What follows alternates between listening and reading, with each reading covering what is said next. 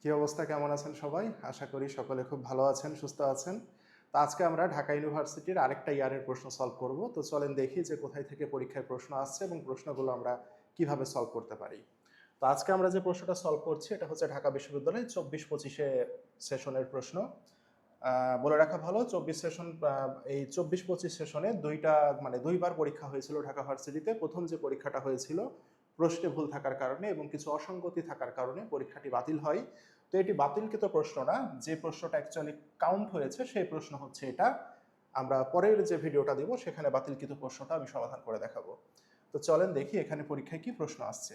তো দেখেন, প্রথমে যে পরীক্ষায় প্রশ্নটা আসছে আমাদের বলছে নিচের কোনটি পরিবর্তনশীল ব্যয়? কি ব্যয়? পরিবর্তনশীল ব্যয়। তো পরিবর্তনশীল ব্যয় আসলে কি জিনিস সেটা আমাদের দ্বিতীয় পত্রের নবম চ্যাপ্টার থেকে এই পরীক্ষায় প্রশ্নটা আসছে, যেটা হচ্ছে ব্যয় ও ব্যয়ের শ্রেণী। চ্যাপ্টারের নাম হচ্ছে ব্যয় ও ব্যয়ের শ্রেণী। ওকে, এখানে আমরা বিভিন্ন প্রকার ব্যয়ের কথাবার্তা দেখব। তো এটা হচ্ছে আমাদের দ্বিতীয় পত্রের নবম চ্যাপ্টার থেকে আসছে, হ্যাঁ, নবম অধ্যায়। তো এটা অ্যাকচুয়ালি আচরণের উপরে ভিত্তি করে ব্যয়কে তিন ভাগে ভাগ করা যায়: স্থায়ী ব্যয়, পরিবর্তনশীল ব্যয়, আধা পরিবর্তনশীল ব্যয়। তো এখানে বলেছে নিচের কোনটি পরিবর্তনশীল ব্যয়? পরিবর্তনশীল ব্যয় সেই ব্যয়গুলো যেগুলো উৎপাদনের সাথে সাথে পরিবর্তিত হয়। উৎপাদন বাড়লে ব্যয়ের চেঞ্জ হয়, উৎপাদন কমলেও ব্যয়ের চেঞ্জ হয়। তো আমরা মোটা দাগে তিনটা জিনিসের কথা মনে রাখবো যে পরিবর্তনশীল ব্যয়ের উদাহরণ। এমন তিনটা জিনিস আছে। নাম্বার 1 হচ্ছে প্রত্যক্ষ কাঁচামাল, নাম্বার 2 হচ্ছে শ্রম বা মজুরি, যেটাই বলি না কেন আমরা, মজুরি অথবা আমরা এটাকে শ্রম বলতে পারি। আর নাম্বার 3 হচ্ছে বিক্রয় কর্মীর কমিশন। কি বলেছি ভাইয়া? বিক্রয় কর্মীর কমিশন। ওকে, তো এই তিনটা জিনিসকে আমরা কি বলছি? এই তিনটা জিনিসকে আমরা বলছি পরিবর্তনশীল ব্যয়ের উদাহরণ। তো দেখেন, এই তিনটায় আপনি পড়বেন এবং এই তিনটায় মনে রাখবেন। এই পরীক্ষায় এই প্রশ্নটা অসংখ্যবার আসছে। তো দেখেন, এই তিনটার মধ্যে আমাদের অপশনে পাবো আমরা বীমা খরচ একটি স্থায়ী ব্যয়, বেতন, এই যে বেতন যদি থাকে সেটি অবশ্যই স্থায়ী ব্যয় হবে। তাহলে এই যে দেখেন প্রত্যক্ষ কাঁচামাল আমাদের কিন্তু অপশনে আছে, প্রত্যক্ষ কাঁচামালই হচ্ছে আমাদের সঠিক উত্তর এখানে। কর্মচারীর সরলরৈখিক অবচয়, আমরা জানি অবচয় সরলরৈখিক পদ্ধতিতে প্রতি বছর কি হয়? সমান হয়। দ্যাট মিনস এটি আমাদের কি ব্যয়? এটি স্থায়ী ব্যয়। এটা উত্তর হবে না। নেক্সটে যাই আমরা। নেক্সটে যে প্রশ্নটা বলেছে এটা আমরা দেখতে পাচ্ছি, এটাও দ্বিতীয় পত্রের দ্বিতীয় চ্যাপ্টার থেকে আসছে। আমাদের দ্বিতীয় পত্রের কোন চ্যাপ্টার? দ্বিতীয় চ্যাপ্টার থেকে আসছে, ঠিক আছে? অর্থাৎ অংশীদারি ব্যবসা চ্যাপ্টার থেকে পরীক্ষায় এই প্রশ্নটা আসছে। ওকে, তাহলে দুইজন অংশীদার মুনাফা বন্টন করে 2:1 অনুপাতে। তৃতীয় জনকে তারা 5/1 অংশে মুনাফা বন্টনের চুক্তিতে ব্যবসায় নতুন অংশীদার হিসাবে গ্রহণ করলে মুনাফা বন্টনের নতুন অনুপাত কত হবে? ওকে, আর অর্থাৎ বিষয়টা হচ্ছে এমন যে দুইজন অংশীদার মিলে তারা ব্যবসা করছিল, তারা তৃতীয় একজন অংশীদারকে ব্যবসাতে নিয়ে আসছে। তাহলে তৃতীয় জন যখন ব্যবসাতে আসবে, ব্যবসার অংশীদারের পরিমাণ হবে 3 জন। তাহলে এই 3 জনের এখন মুনাফা বন্টনের অনুপাত কত হবে সেটা বের করতে বলছে। তো চলেন, এটা একটা সিস্টেম আছে।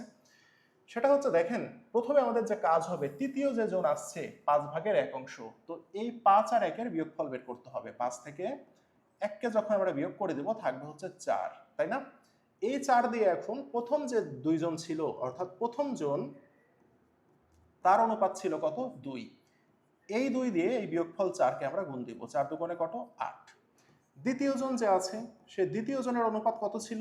দ্বিতীয় জনের অনুপাত ছিল 1। তাহলে এই 1 দিয়ে আমরা এই যে বিয়োগফল 4-কে গুণ দিব। তাহলে 4-1-কে কত হবে? 4 হইল। এটা হচ্ছে প্রথম দুইজনের কি অনুপাত? নতুন অনুপাত। এবার আমরা তৃতীয় জনের অনুপাত বের করব। এখন তৃতীয় জনকে যে আমরা ব্যবসাতে নিয়ে আসছি, তৃতীয় জনকে কে মিলে ব্যবসাতে নিয়ে আসছে?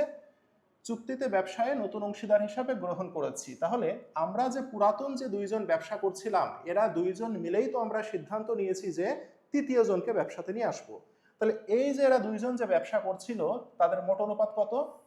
মোট অনুপাত হচ্ছে 2 আর 1-এ 3। তাহলে পুরাতন দুইজন মিলে যেহেতু সিদ্ধান্তটা নিয়েছে, এদের দুইটা অনুপাতকে আমরা যোগ করব। করেছি? গুণন। তৃতীয় জনকে আমরা নিয়ে আসছি 5/1 অংশ দিয়ে। 5/1 কত অংশ দিয়ে? 1 অংশ দিয়ে। অর্থাৎ ওপরে যেটা থাকে সেটা হচ্ছে লব। এই লবের মান দিয়ে আমি গুণ দিয়ে দিব। তাহলে কত হবে? 2 আর 1-এ 3, 3-1-কে 3। তাহলে আমাদের নতুন অনুপাতটা কত দাঁড়াইলো? তাহলে আমাদের 3 জনের নতুন অনুপাত তাহলে আমাদের কত দাঁড়াইলো?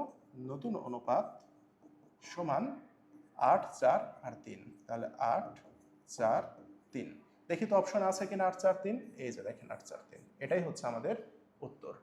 আশা করি সকলে বুঝতে পেরেছেন। পরে যাই আমরা, পরে বলছে দেখেন এটা কই থেকে আসছে, পণ্য খরচের অন্তর্ভুক্ত, এটাও দ্বিতীয় পত্রে উৎপাদন ব্যয় থেকে আসছে। তাহলে আপনারা কি বুঝতে পারছেন যে উৎপাদন ব্যয় চ্যাপ্টারটা কতটা গুরুত্বপূর্ণ। গত ক্লাসে আমরা দেখেছি উৎপাদন ব্যয় থেকে 2টা প্রশ্ন আসছে এবং আজকেও আমরা দেখছি যে 24-25-এ আমরা এখান থেকে 2টা প্রশ্ন আসতে দেখলাম, সরি একটা প্রশ্ন আসতে দেখলাম। বলছে নিচের কোনটি পণ্য খরচের অন্তর্ভুক্ত নয়। তাহলে পণ্য খরচ মানে কি ভাইয়া? পণ্য খরচ মানে হচ্ছে উৎপাদন ব্যয়। পণ্য খরচ মানে কি? পণ্য খরচ মানে হচ্ছে উৎপাদন ব্যয়। এই কথাটাকে একটু তারা চেঞ্জ করে বলেছে পণ্য খরচ। তো এটা দ্বারা অনেকে আটকে গেছিল এই প্রশ্নে, ঠিক আছে। তাহলে আমরা উৎপাদন ব্যয়ের অন্তর্ভুক্ত নয়। তাহলে আমাকে তো আগে জানতে হবে যে উৎপাদন ব্যয় কিভাবে গঠিত হয়। ভাইয়া মনে রাখবেন উৎপাদন ব্যয় গঠিত হয় 2টি উপাদান দিয়ে। নাম্বার 1 হচ্ছে মুখ্য ব্যয়, আর নাম্বার 2 হচ্ছে ভাইয়া কি বলেন তো, নাম্বার 2 হচ্ছে কারখানা ও পরিব্যয়। এই 2টা ব্যয়ের সমন্বয়ে গঠিত হয় উৎপাদন ব্যয় বা কি ব্যয়? পণ্য ব্যয়। এখন মুখ্য ব্যয় মানে কি? মুখ্য ব্যয় মানে হচ্ছে সকল প্রত্যক্ষ ব্যয়। কি বলেছি? সকল প্রত্যক্ষ ব্যয়। তার মানে যে ব্যয়গুলোর সাথে প্রত্যক্ষ থাকবে সেগুলোই হয়ে যাবে মুখ্য ব্যয়। তার মানে সকল প্রত্যক্ষ ব্যয়গুলো মুখ্য ব্যয়, দ্যাট মিনস সেগুলো উৎপাদন ব্যয়ের ভেতরে যাবে। আর কারখানা ও পরিব্যয় মানে কি বলেন তো? সকল পরোক্ষ ব্যয়। কি বলেছি? সকল পরোক্ষ ব্যয়। তাহলে এই সকল পরোক্ষ ব্যয় থাকবে, আর কি থাকবে? কারখানা সংক্রান্ত খরচ। মানে কি? যে খরচগুলো কারখানার সাথে সম্পর্কিত, এই 2টা মিলে আমাদের হবে কারখানা ও পরিব্যয়। তাহলে মুখ্য ব্যয় আর কারখানা ও পরিব্যয়, এই 2 ব্যয় মিলে আমাদের কি হয়? উৎপাদন ব্যয় হয়। আর আমাকে বলেছে কোনটি পণ্য খরচ বা উৎপাদন খরচের অন্তর্ভুক্ত নয়। তার মানে এগুলোর বাইরে অপশনে যা থাকবে সেটাই উত্তর। তাহলে আমরা দেখি তো, অপশন এতে বলছে কারখানা ভাড়া। কারখানা ভাড়া মানে কি দেখেন তো, এই যে কারখানা সংক্রান্ত খরচ, তার মানে এটি অবশ্যই পণ্য ব্যয়ের অন্তর্ভুক্ত হবে, তাই এটা উত্তর হবে না। উৎপাদন সরঞ্জামের অপচয়। ভাইয়া সরঞ্জাম বা যন্ত্রপাতি কোথায় থাকে? কারখানায় থাকে, দ্যাট মিনস এটিও হচ্ছে কারখানা সংক্রান্ত খরচ, তার মানে এটিও উত্তর হবে না। প্রত্যক্ষ মজুরি। ভাইয়া সকল প্রত্যক্ষকে আমরা কি বলেছি? সকল প্রত্যক্ষকে আমরা বলেছি মুখ্য ব্যয়, আর এই মুখ্য ব্যয় হচ্ছে উৎপাদন ব্যয়ের উপাদান বা পণ্য ব্যয়ের উপাদান, তাহলে এটা উত্তর হবে না।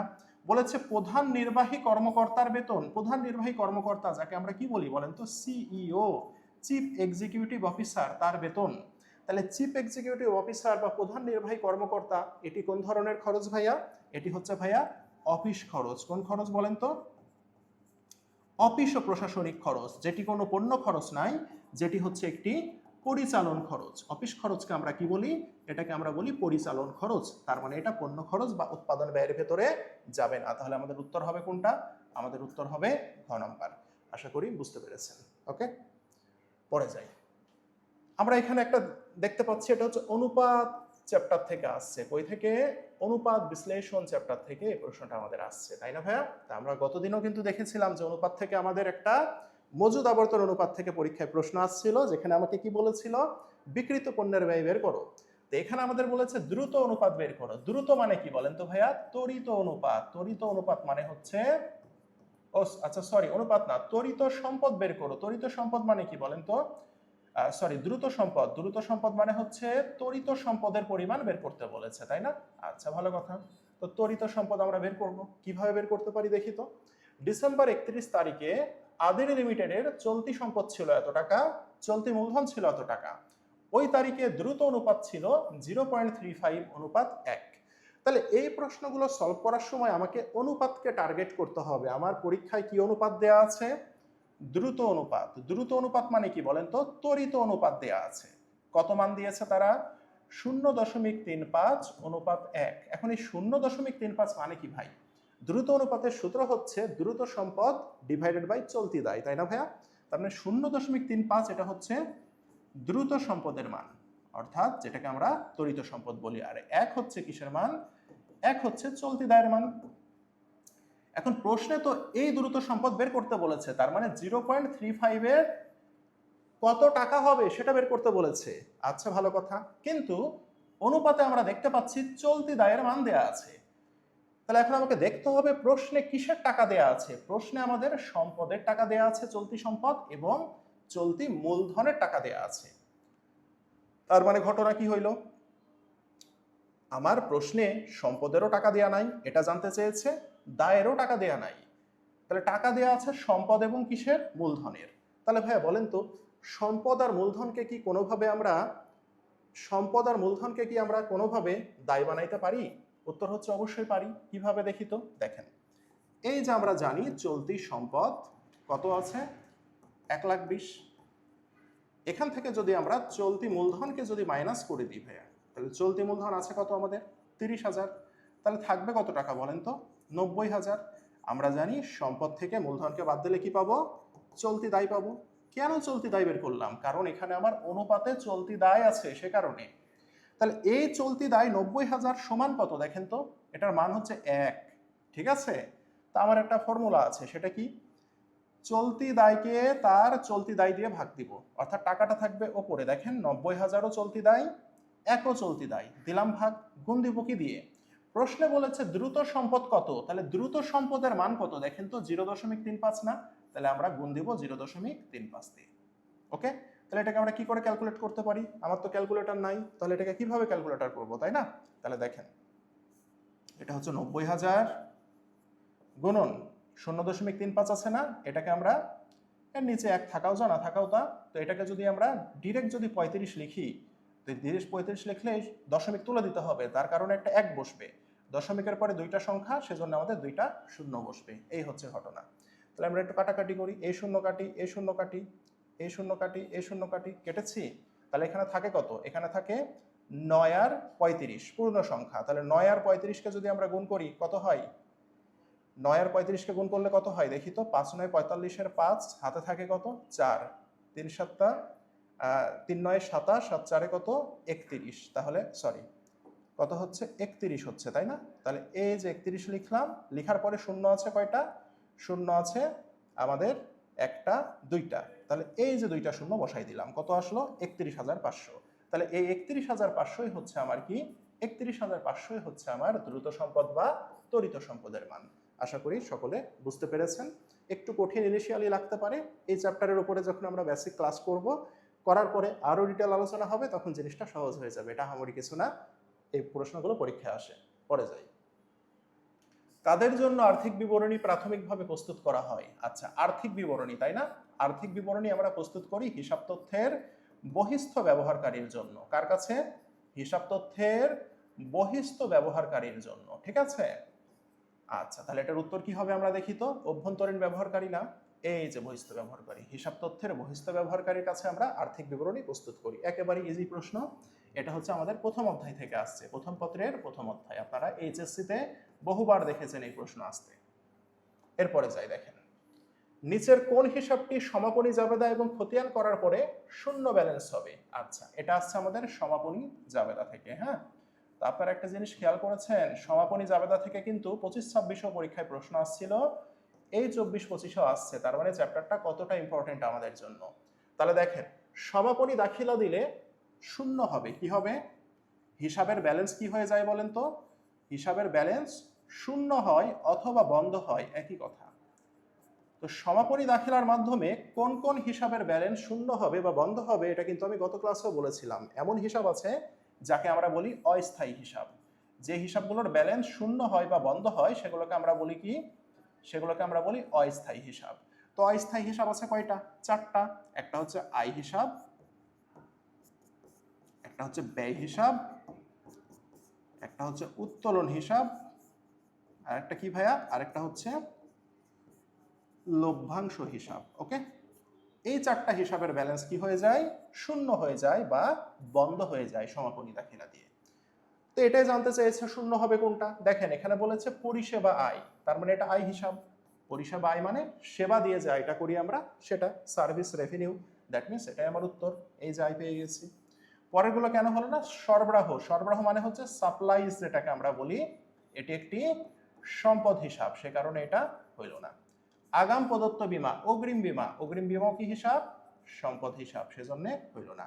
সঞ্চিতি অবচয় সরঞ্জাম, অবচয় সঞ্চিতি, অবচয় সঞ্চিতি, সরঞ্জামের অবচয় সঞ্চিতি, ভাইয়া এটা হচ্ছে বিপরীত সম্পদ হিসাব, সে কারণে এটিকে আমরা বলবো স্থায়ী হিসাব, সে কারণে এটাও উত্তর হলো না। আশা করি সকলে বুঝছেন। পরে যায়, দেখেন কি বলেছে, নিম্নের কোন লেনদেনের ফলে হিসাব সমীকরণের একটি দায় কমবে আরেকটি দায় বাড়বে? ভেরি ভেরি ইম্পর্টেন্ট প্রশ্ন এবং ইজি প্রশ্ন, আপনারা এইচএসসি তে করে আসছেন। একটি দায় বাড়বে এবং একটি দায় কমবে। দেখেন, ধারে সেবা প্রদান, ধারে যদি সেবা প্রদান করি তার মানে দেনাদার নামক সম্পদ বেড়ে যাবে। আর কি হবে, সেবা প্রদান করলে আয় হয়, তার মানে মালিকানা সত্ত্ব এটাও বেড়ে যাবে। তার মানে আমরা দেখতে পাচ্ছি সম্পদ এবং মালিকানা সত্ত্ব বাড়ছে, এটা উত্তর হবে না। পাওনাদারকে চেকের মাধ্যমে প্রদান, তাহলে চেক প্রদান করা মানে সম্পদ কমবে, ব্যাংকের টাকা কমবে। পাওনাদারকে প্রদান করছি তার মানে দায় কমবে, আমরা দেখতে পাচ্ছি সম্পদ এবং দায় কমছে, এটা উত্তর হবে না। পাওনাদারকে বিলে স্বীকৃতি প্রদান, দেখেন পাওনাদারকে যে বিলে স্বীকৃতি দিই তাকে আমরা বলি প্রদেয় বিল। কি বিল বলি? প্রদেয় বিল বলি। তাহলে এখানে দেখেন পাওনাদারকে যখন আমি বিলের স্বীকৃতি দিলাম, তখন কিন্তু আমার প্রদেয় বিল নামক দায় বেড়ে যাবে।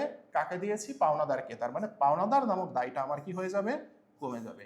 তাহলে দেখেন তো, দায় একবার বাড়লো প্রদেয় বিলের জন্য, পাওনাদারকে স্বীকৃতি দিলাম, পাওনাদার কমে গেল, তার মানে একটি দায় বাড়ছে একটি দায় কমছে, এটাই জানতে চেয়েছে। দেখেন, দায় কমবে দায় বাড়বে, তাহলে এটাই হচ্ছে আমাদের উত্তর। দেনাদারের চেক প্রত্যাখ্যান, তাহলে দেনাদারের চেক যদি প্রত্যাখ্যান হয়ে যায় তার মানে আমার ব্যাংকে যে টাকাটা বাড়িয়ে দিয়েছিলাম সেটা কমে যাবে এবং আমি দেনাদারের কাছে আবার টাকা দাবি করব, সে কারণে আমার দেনাদার নামক সম্পদ বেড়ে যাবে। একবার সম্পদ বাড়বে একবার সম্পদ কমবে, সে কারণে এটাও উত্তর হবে না। নেক্সটে যাই আমরা, দেখেন কি বলেছে, যদি সমাপনী মজুত পণ্য কম দেখানো হয় নিট লাভে এর প্রভাব কি? ভেরি ভেরি ইম্পর্টেন্ট প্রশ্ন এবং এটার জন্য আমার তৈরি করা একটা ফর্মুলা আছে, ঠিক আছে? এটা আপনারা দেখবেন বিভিন্ন বইতে যখন দেখবেন বা বিভিন্ন স্যার আপনাকে যখন পড়াবে তখন দেখবেন যে আপনাকে একটা লিস্ট ধরাই দিবে যে সমাপনী মজুদ বাড়লে নিট লাভ বাড়বে, কমলে নিট লাভ কমবে, প্রারম্ভিক মজুদ বাড়লে নিট লাভ কমবে, প্রারম্ভিক মজুদ কমলে নিট লাভ বাড়বে, আবার মুনাফা বাড়বে, বিক্রিত পণ্যের ব্যয় বাড়বে কমবে, আপনার মাথা খারাপ হয়ে যাবে। এক পেজ লেখাই আছে দেখবেন এটা নিয়ে। তো এটা খুবই সহজ ফর্মুলা, এটা আপনি মনে রাখবেন। সমাপনী মজুদ, এই সমাপনী মজুদের সাথে নিট লাভের সম্পর্ক হচ্ছে পজিটিভ। তার মানে কি, সমাপনী মজুদ যদি বাড়ে নিট লাভও বাড়বে, সমাপনী মজুদ যদি কমে নিট লাভও কমবে। আমি কি বোঝাতে পেরেছি? তাহলে সমাপনী মজুদের সাথে নিট লাভের সম্পর্ক কেমন? পজিটিভ সম্পর্ক। তো এখানে কি বলেছে, সমাপনী মজুদ কম দেখানো হলে নিট লাভ কি হবে? তাহলে সমাপনী মজুদ যদি কম হয় নিট লাভও কি হবে? কম হবে। তাহলে নিট লাভ অতিরিক্ত দেখানো হবে না, নেট লাভ কম দেখানো হবে। ইয়েস, সমাপনী মজুদ বাড়লে নেট লাভও বাড়বে, সমাপনী মজুদ কমলে নেট লাভও কমবে। সমাপনী মজুদ যেদিকে যাবে নেট লাভও সেদিকে যাবে। বোঝা গেছে? তাহলে এটার উত্তর হবে খ নম্বর। নেট লাভে কোনো প্রভাব নেই, হবে না। মোট লাভ অতিরিক্ত দেখানো হবে না, তাহলে এটার উত্তর হচ্ছে খ নম্বর। পরে যাই, আমাকে বলেছে বিক্রয়যোগ্য পণ্যের ব্যয় কত? তাহলে বিক্রয়যোগ্য পণ্যের ব্যয় এই জিনিসটা মানে কি? বিক্রয়যোগ্য মানে হচ্ছে আপনার প্রতিষ্ঠানে এখন কত টাকার পণ্য আপনি বিক্রি করার জন্য রেখেছেন, সেটাই হচ্ছে বিক্রয়যোগ্য পণ্যের ব্যয়। মনে রাখবেন, বিক্রয়যোগ্য পণ্যের ব্যয় বের করার জন্য একটা ম্যাজিক ফর্মুলা আছে। কি ফর্মুলা? এটা হচ্ছে একটা ম্যাজিক ফর্মুলা আছে। হ্যাঁ, আমরা একটু দেখি। দেখেন কি বলেছে, বিক্রয়যোগ্য পণ্যের ব্যয়, তাই না?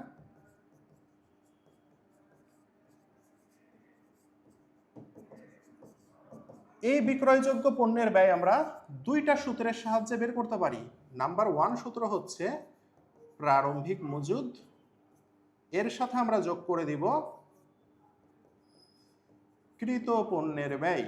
ওকে, এটা একটা ফর্মুলা, এটা হচ্ছে ফর্মুলা নাম্বার 1। আর ফর্মুলা নাম্বার 2 হচ্ছে ভাইয়া সমাপনী মজুদ। দেখেন, প্রারম্ভিক মজুদের উল্টা হচ্ছে কে? সমাপনী মজুদ, প্লাস কৃত পণ্যের ব্যয়ের উল্টাকে বিক্রিত পণ্যের ব্যয়। ঠিক আছে, এই যে হয়ে গেল, এটা হচ্ছে সূত্র নম্বর 2।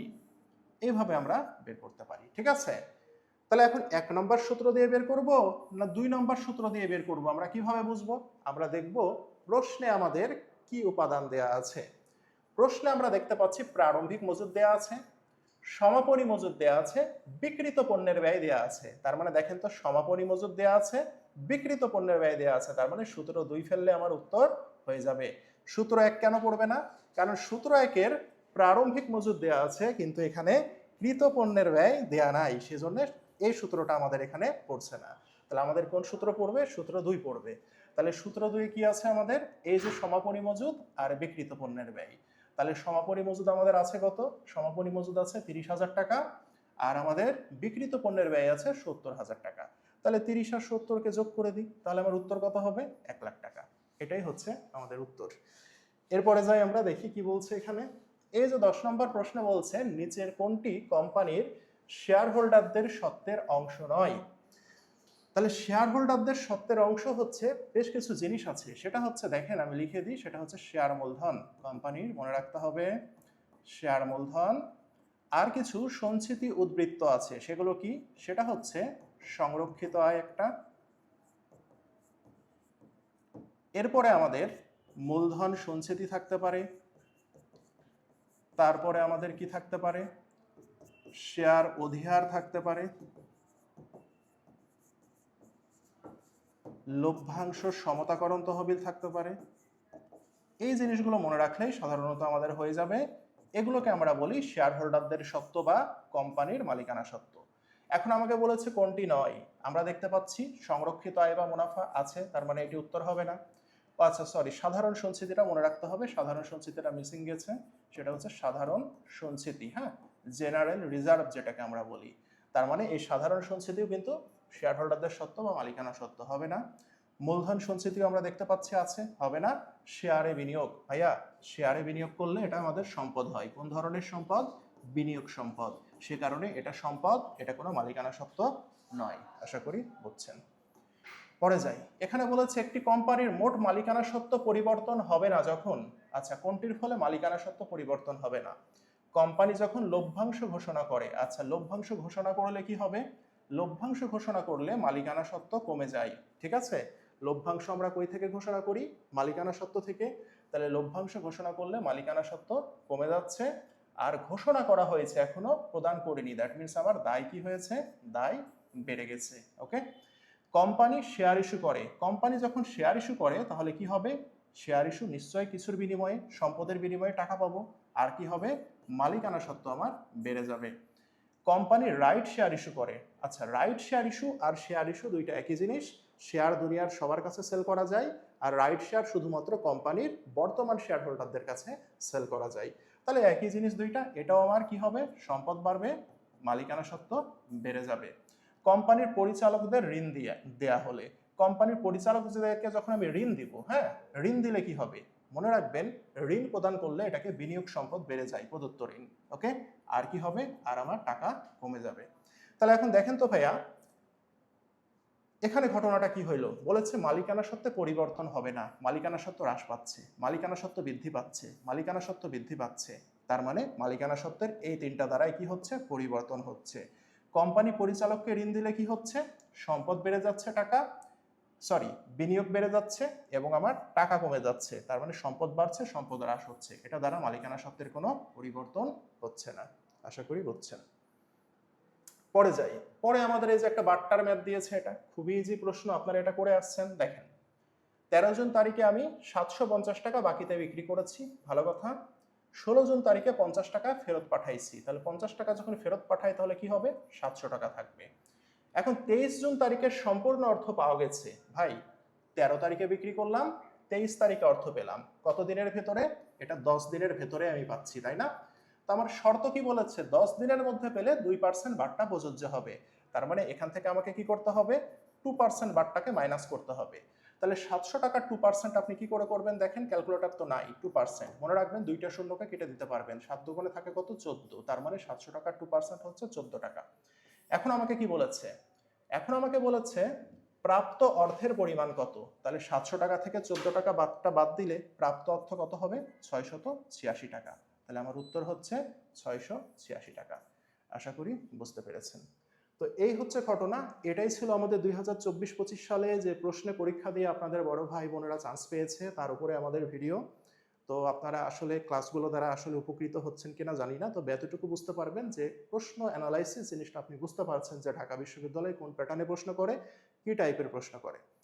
তো যারা আমাদের C unit all in one batch business স্কোয়াডের কোর্সে ভর্তি চলছে, যারা আমাদের সাথে প্রস্তুতি নিতে যাচ্ছেন 60টি বই সহ 4000 টাকা কোর্স ফি, তারা দ্রুত আমাদের সাথে ভর্তি হয়ে যেতে পারেন। সবাই মিলে একটা সুন্দর ক্লাস হবে। আশা করি সকলের সাথে ক্লাসে দেখা হবে। আমি পরের ভিডিওগুলো আবার দেওয়ার চেষ্টা করব। সকলে ভালো থাকেন, সুস্থ থাকেন। এখানে শেষ করলাম। আল্লাহ হাফেজ।